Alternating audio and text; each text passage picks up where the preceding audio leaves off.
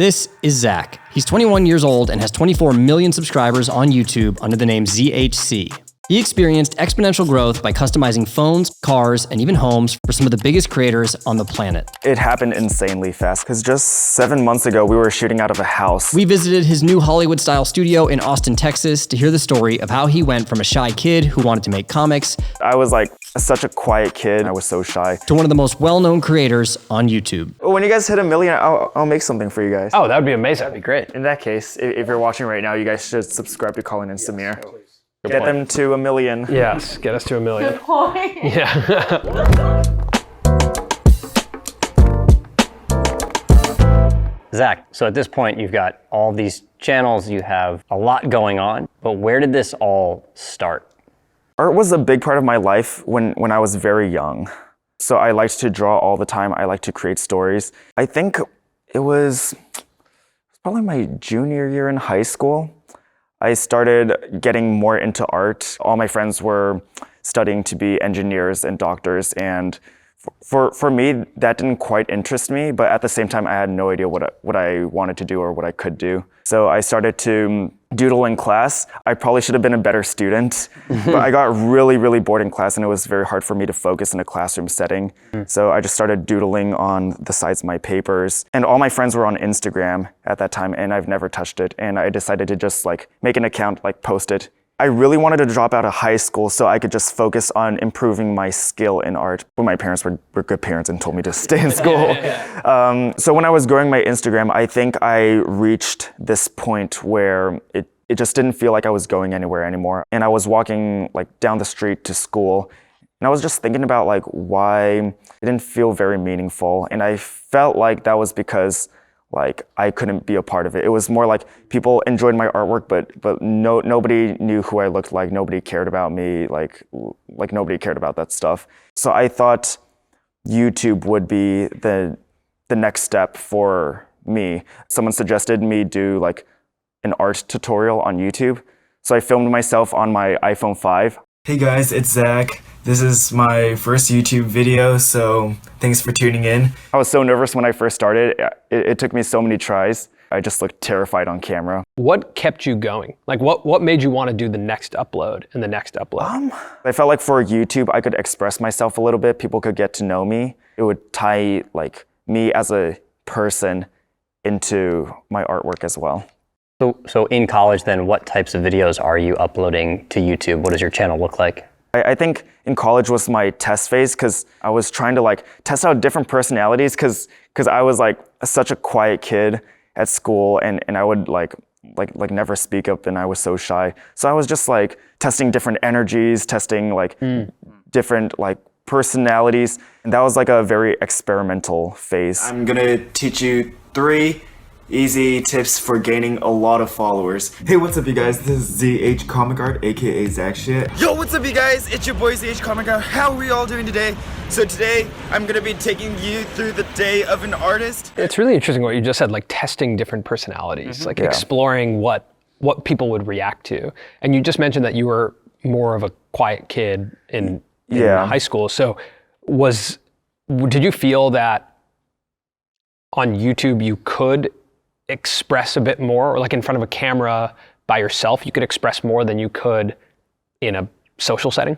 Yeah, I feel like for YouTube, most of the big YouTubers at the time, all of them had high energy, all of them are very good at talking, and I'm that is not me. So if I want to try to make it in this space, I'm gonna try some of that. Who were the big YouTubers at that time? I think back then Logan Paul was very big. Yeah. Logan Paul was huge. And he had the biggest personality. Yeah. I mean, he almost at you at all times. his voice would go hoarse because he was screaming at the camera so much. Couldn't even look away. Yeah. Hey y'all, good morning, Logan. What's poppin'? Did that experience though of sort of testing different versions of yourself on YouTube affect how you felt about yourself and how you interacted with people outside of YouTube? Well, I guess my main thing was back then, since I was small, I'm okay, I hope nobody ever comes up to me in person. Because if they watch my videos and then they come up to me, they're going to be wow, this guy is very quiet and he's not yelling or anything. I do think testing that helped me get out of my comfort zone a little bit. Because when I did vlogs on the streets, sometimes I would just have to talk and not worry about what other people thought. I think even as an artist, you have to like explore the bounds of yourself, right? Like if you don't allow yourself to go there, then you don't even know what that feels like. Yeah. And I think it's really interesting to note that, you know, it feels counterintuitive or like the antithesis of a nervous, shy person to start doing YouTube, right? But it's interesting that that was a safer space to experiment than in a social setting. Yeah. What's your most viewed video? How many views does it have? The most viewed regular video was when we surprised Charlie D'Amelio in the Hype House with iPhones. I think that's at 102 million. I mean, that's impossible to internalize what it would be like to speak to 102 million people. Like, that's insane. Like, we can't even comprehend what that would be I think like. like a basketball stadium's made like 20,000. Yeah. A room of 5 people is difficult. Like, Even to this day, if you put me in a room with like 20 people, I'll probably choose one person to kind of hang out on this, like in the corner with. But I guess when I'm filming, I don't realize it's being seen by millions of people. And when I'm around my friends, I get very comfortable. I do think that's an important thing for people, especially aspiring creators, to understand about someone who's one of the biggest creators on the platform, that even to this day, it's like you might not feel 100% comfortable public speaking, but in the confines of the videos and the space that you've created on the channel, you are able to speak to a mass audience. it's amazing. It's an amazing unlock for people. And I feel like it creates like a very personal experience too. When did you kind of realize that YouTube was something? So I went to art school for a year in New York, and I came back to visit my parents over the summer. And I was planning on taking a gap year and going back to New York. And during that time, I thought I would just grind on YouTube for the summer. Back then, I was uploading every day. So my schedule would be, I wake up at maybe 5 or 6 a.m. I'd hit the gym, and then I would film all day. I would edit until like I was just about to sleep, and then I'd press upload. That day would repeat over and over and over again, which got really tiring after a while, but that was like my summer where I was like, okay, you know what? Like, I really want to make this work. And up until then, most of my videos have been like solo videos where I kind of just like talking to my phone by myself. And I think when my friend Steve came on for the first video, that was one of the first times I really tested out like a friendship dynamic in a video where I was able to interact with someone that I was really comfortable with, because I knew my friend Steve since I was in 2nd grade. And I think that pulled me even more out of my comfort zone in the video. Hey, what's up, you guys? How's it going? It's your boy ZH Comic Art, and I'm with my best friend right here. Why don't you go ahead and introduce yourself? I'm Steve. Yeah, that's Steve. And I remember when I first was rolling the camera, like I had to start out with that high energy, like hey guys, like what's up? And then immediately after, like my friend started like mocking me, and it's like, hey guys. Hey, what's up, you guys? It's your boy SY Comic Art. SY Comic Art. Coming to you with another video. It kind of brought me out of the energy I was trying to display on camera, and it kind of brought it back to reality where like I was able to just be me. Right. And like I was having high energy on camera, and he would just keep making fun of me. And we put some of those parts in videos. And in that video, he drew his own original character. He called it Elephant Man. And I had to redraw it in my style. We had a lot of fun filming it. And I feel like that interaction felt very like authentic, because he's like my best friend. We interact all the time. And that video ended up blowing up. And I think that was my first viral video. That must have felt really good, that a video where you felt like you were your most authentic self was the one that got the most amount of viewership. Yeah, definitely. Because normally when I'm filming, nobody's like interacting with me, but then he's just calling me out for all my like weird YouTube stuff. Yeah. So that getting 1 million views, like, was that a moment where you were like, whoa, this is big? Yeah. I didn't think videos I put out could get that big. Yeah. But I think for me, all of a sudden that told me that like, yes, people wanted to watch art, but people also wanted to like connect with someone, and it ended up being a pretty funny video. So it was a combination of like entertainment, people thought it was really funny, and just seeing some like cool artwork. So at what point did you feel like though it could become a business? The same summer. That's also where I met my girlfriend, Michelle, sitting right there. So I filmed this video called Drawing with My Tinder Date. So I matched with Michelle on Tinder, and I I texted her saying like, oh, I'm gonna film this video where I draw with my Tinder date, want to like go to the beach and stuff. And she was like, sure. So we went on with our date, and I documented the whole thing on my iPhone 5. I was just holding it up on the streets. I taught her how to draw on the beach, and that was the gist for the video. So that date went well, I'm assuming. Yeah. Yeah. Okay. Got it. Yeah, that date went well. Yeah. But that Tinder date video you were saying has something to do with Oh yeah. this becoming a career? Mm-hmm. So afterwards, Michelle and I started meeting up more and more, and at the end of the summer, I asked her to be my girlfriend, and instead of going back to New York, I decided to stay in Santa Cruz with her. And at the time, I think she had 1 more year, maybe a little bit more than a year left in school, and she was gonna be an accountant. We were talking about our future, and she told me she was most likely gonna just go into accounting. It's a very stable job.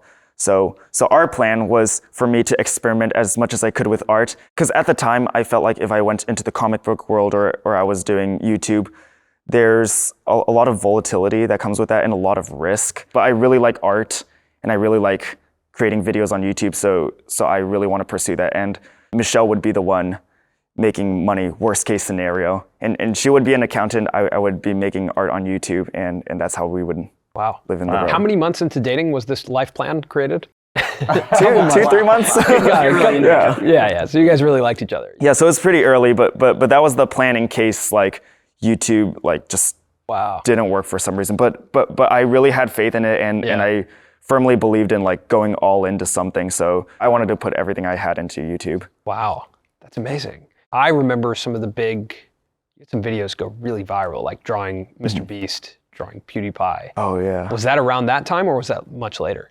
Yeah, that was in the same tiny apartment. We were in a studio apartment. Michelle and I both had like a little mattress in like the corner of a room that we would sleep on. The rest of the space was just a studio space. And like somewhere around there, I think maybe like 6 months in, I drew MrBeast for 24 hours. I was very inspired by him. I was looking at like a lot of creators online, and I was like, wow, like Jimmy's doing some crazy things, and like who was my role model. So I wanted to try a 24-hour challenge where I drew Jimmy and his team. So this is MrBeast drawn in 24 hours straight. And it ended up being this huge piece of art, and Jimmy ended up reaching out to me about sending that piece of artwork to him. And I think last time I went over, I still saw it up on the wall somewhere. Oh wow, that's cool. Yeah. What did it feel like to get a message from it felt Jimmy? Really cool. I remember I was laying in bed, I was just like scrolling through my phone, and I was like, oh my goodness, Michelle, MrBeast reached out to me. Yeah. Because I think at that time I was like a very small creator. So for me, that was like a huge deal, and I was so shocked that he even reached out. Was that like an inflection point for your career? I think at that point I was already all in, so no matter what, I was going to keep pushing through. But that definitely was a very nice, like motivating moment that my hard work has started to get seen by these creators. When did things change on YouTube from making $1 a day to maybe turning to Michelle and being like, maybe you don't need to be an accountant? And now a quick word from the sponsor of today's episode. So as creators, our brands are dispersed all across the internet, kind of like this, which is pretty chaotic, but it doesn't have to be. This is your brand with LinkPop, organized and easy to find. LinkPop is a link in bio tool from Shopify that's designed to be shoppable from the start. Not only can you put all your links from all your platforms in one place, you can also curate a selection of products that your fans can buy without even leaving your link in bio. They just click on the product, add to bag, and check out. 3 easy clicks without even leaving the platform. The best part is that you don't actually have to start a Shopify store to upload product to LinkPop. And that reduces friction for more creators to launch more products. LinkPop is 100% free to use. You just have to go to linkpop.com, which is in our description, and claim your username. I absolutely love this from Shopify because their mission is really similar to ours. They want to empower the next generation of creators to build businesses and long-lasting careers. So huge thanks to Shopify for supporting all types of creators, including us. It would mean a lot to us if you guys would check out their latest product, LinkPop. It's in our description. Grab your username and start your LinkPop today. All right, back to the episode. When I was dating Michelle and we had the plan for her to be an accountant and for me to be an artist, I think a couple months in, I started making a little bit more money, and I had this other deal with her. I was like, okay, if if I can make enough to cover like both of our salaries, then would you be down to drop your job and come work for me, and we just go all into it? And I don't think Michelle thought that would happen yet. So she was just like, sure, yeah. Once you make enough to cover like both of our like living, our salaries and stuff, then we do it. And I think within like a month or two, we hit that goal. Oh my God. And I was like, Michelle, it's time to, like go in full time. And I remember Michelle was like very hesitant at first. Her parents were like very scared too. Oh yeah. Which like understandable. Yeah. She just started dating this guy and she's about to quit her job that she studied 4 years for. Yeah. Are you comfortable sharing how much that was that you guys needed, that you were like, this is how much we need? My deal with Michelle was if I could hit $500,000, then she'd quit, and that would just cover everything we would need to make. Right. So. And that was AdSense and brand deals. Yeah, because I didn't want to like just barely cover enough salaries. I wanted to be like comfortable. We could, and well, $500,000.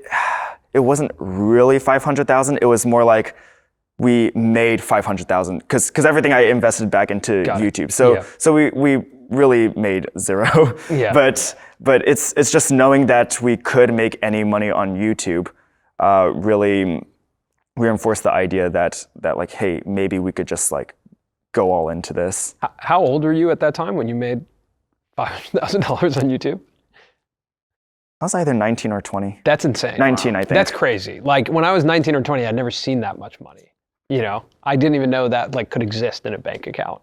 How much of that was like AdSense? How much of that was brand deals? I think it was like pretty much all AdSense. Wow, that's incredible. I mean, what an amazing world of creativity where you can, like we live in this world where it's like permissionless. You didn't have to ask anyone permission to create and post your content, and then this platform pays you for it. Yeah. Like I know we've all been on YouTube for a long time, but I still think that that's one of the craziest unlocks in creativity. Yeah, I feel like with YouTube, you can turn anything you like doing into something bigger. Yeah. On the flip side of that story, Colin and I left our stable jobs to do this channel with absolutely no plan and made $0 for a long time.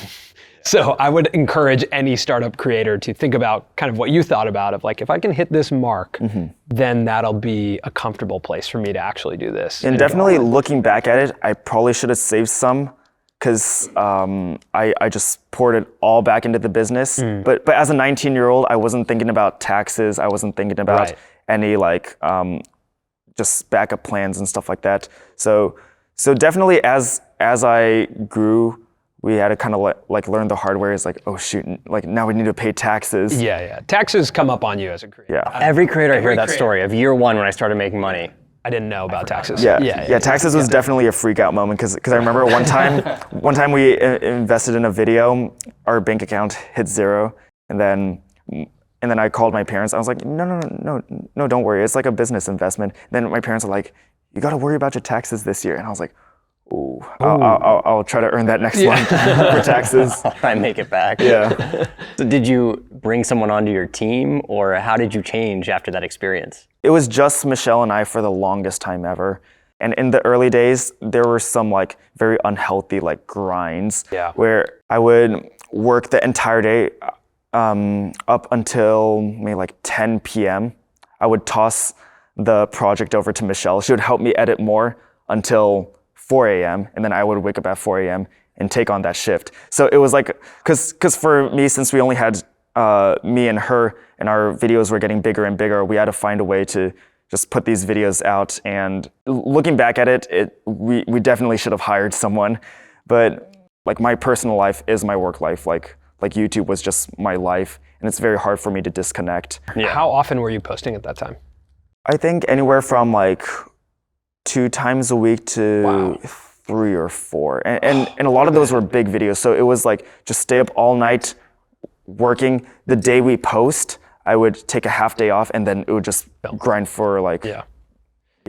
I mean, that's like, I think that's one of the challenges, and we discussed this, I'm curious your opinion on this, but the cycle, as we call it, of YouTube, where basically right when you post a video, you're already stressed about the next one or working on the next one, right? There's no time in between them. And especially if you're posting 3 times a week, there's not a moment. Yeah. Is that an inevitable reality for anyone who wants to become a creator, that at one point in their career, they'll have to be in that almost feeling like it's an indefinite, endless cycle of production, post-production, production, post-production? I do think there's a much healthier way to go about it, but in my opinion, I do feel like if someone's dedicated enough, they are going to push to that point where it's an endless cycle, just because they like it so much and they want to reach their goals so bad, they're going to do whatever they want to get it. And I think as it goes along, they're going to start learning that it's not sustainable. They need to find workarounds. Right. But each video, for me, no matter what, it felt like an investment. Like I took like very big risks. Some of them paid off, some of them didn't as much. Does it feel to you like it all happened really fast? It happened insanely fast. I think we went from we probably went from 4 to like 15 million subscribers in like a year. That's insane. Oh my gosh. Yeah, so it happened really, really fast. And I think during that blow up, we still only had like one employee, maybe two employees. So it blew up so fast and we just couldn't keep up with it. It grew insanely fast. I mean, that's crazy. As you were blowing up, like 4 to 15 million subscribers, did you have a manager or who was helping on the business side? Were you guys just dealing with all that yourselves? So I already met Jimmy before, but when we surprised MrBeast with the Tesla, Jimmy wanted to introduce me to Reed and Night Media. And it just so happens they were bringing on a new manager, Michael Gordon. Hi, Michael. Hey, Michael. Yeah. Hey, Michael. and you guys have met Michael before, Yeah, right? we met Michael. Yeah, so they were just about to bring him on. And I think Jimmy saw like our production and stuff, and he was showing me the scale of his stuff. And it was really cool for me to see how they were like running it like a real production. There were like PAs running around. And I think Jimmy saw that I needed some help to get to that step. So he introduced me to Reed, and they've really been able to help out with like back end, like the production processes. Cause up until then, it was just me, Michelle, our assistant. We're all like 20-year-olds. We're so young. We don't know anything.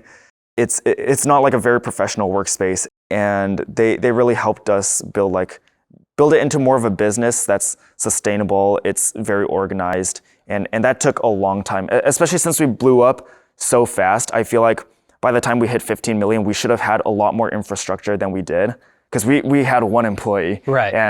And we were not ready to handle all of that. So slowly over the years, over the next year or two, we slowly built up more infrastructure so that things are like more organized, things flow well. So what are some of the problems now at this type of scale that you guys? Well, with production, there's like so many things we need to think about. There's like a lot of planning that has to go along with it. We need to plan for future videos. We have production managers, we have PAs, we have post-production managers. But as the person that's behind the channels too, I kind of need to oversee each one of those branches. So on top of just like filming in an everyday setting, I also need to go and oversee all the different branches in the company to make sure they're running properly. And it does get pretty stressful when you're working with so many people, which is why like we need to hire like more people to manage other people. I think that's one of the hardest parts about being a creator, is that you become a leader and a manager when you actually set out to be, an artist or, a filmmaker. And all of a sudden you have all these people and they're like, so what do you want me to do today? Like, oh yeah, I'm your manager. Yeah, I remember at some point there were maybe like 15 people coming up to me with questions every single day. Right. And after that I was just like, oh, okay, I've had enough. Like I need someone to like look over all these people. Also part of getting bigger, at 23 million subscribers, this many people watching your content, criticism and scrutiny is, I think, a natural part of this. How have you dealt with some of the scrutiny that's come your way? I do think a lot of criticism and scrutiny, although it's tough to hear at times, I think is very valuable to hear as well. And I think, especially with like such a supportive team around me, we're able to correct those mistakes. Because when I listen to it, a lot of the times there's like truth in it, and I'm like, okay, like I see what's going on. And I think our main goal every day is just to try to be better than the last day. So like at the end of the day, we're all human and we're gonna like mess up, make mistakes at some points. And I was starting this when I was really young, and and at some points, no clue what I was doing. And I think just as we grow and move forward, I'm just trying to improve every day. Yeah, I think that's a really good perspective. And I think that's a perspective that not only creators should have, but I think the industry as a whole, because this is all happening so fast. And it might not feel like that, but it's really happening fast. And everyone's very young, and the industry is very young. So I think like everyone is learning in real time and learning publicly. I was going to say, yeah, our mistakes are public, We're all which is it's very all public. unique Yeah. to this career. Is that the opportunity for one of our mistakes to be public is very high. I feel like one of the hardest things to hear is like critiques about your art. Yeah. But at the same time, like, although they're very harsh, I feel like when I listen to them and I try to like fix up the things, I end up with an even better piece. That's a good metaphor, Yeah. I think, for business, right? And then like for just the perspective of a career is that if people have feedback and critiques for you, just having an open ear and being like, okay, maybe that, there's some validity there. Yeah. That you're actually in a fortunate position if there are enough people who are giving you public feedback. Yeah. The worst thing would be if no one's saying anything. Yeah. Yeah, I feel like if no one's saying anything, it just stays stagnant. You don't improve. Yeah. Doing this long at the scale that you're doing your content, like, have you experienced any level of burnout at times? Have there been moments where you're like, I don't want to do this. This is too much. Has that come to life for you at all? So most of the time when I hear about burnout, it seems to be like creative burnout and people not wanting to do it anymore. But I feel like for me, I love YouTube. I love art. I just love this space so much that I don't get creatively burnt out, because at the end of the day, I love this. And I think that like for people that are like listening and thinking about going into a space like this, like you gotta really love it to do it. Otherwise, you are gonna get creatively burnt out. You're not gonna wanna do it anymore.